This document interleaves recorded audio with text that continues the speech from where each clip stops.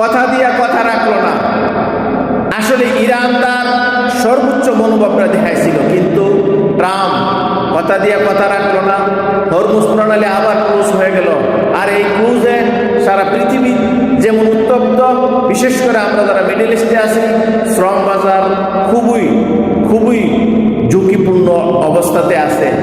প্রত্যেকটা দেশে মিডল ইস্টে তাদের কর্মসংস্থানের জন্য এক বড় উদ্বেগের বিষয় হয়ে গেছে।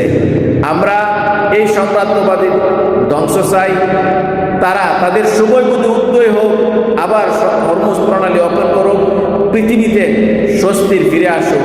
আমেরিকা বারবার তাদের প্রতিশ্রুতি ভঙ্গ করতেছে ইসরায়েলের প্রবঞ্চনায়। আমরা দোয়া করি দ্রুত আবার হরমুজ প্রণালী ওপেন করুক।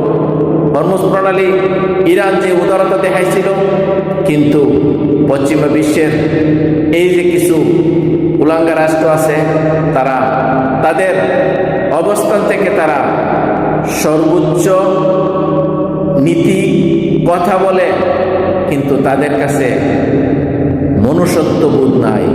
তারা শুধু তাদের স্বার্থের যতটুকু কাজ, স্বার্থের বাহিরে তারা করতে চায় না। তারা যতই ডেমোক্রেসি বলুক, যতই তারা গণতন্ত্র বলুক, মানুষের অধিকারের জন্য করে, কিন্তু না, তাদের স্বার্থ ছাড়া এক মুহূর্তে তারা কোনো কিছু করে না। দোয়া করি আল্লাহ জানে দ্রুত এই পারস্য উপসাগরের উত্তপ্ত আগুন শান্ত দিকে নিয়ে আসে।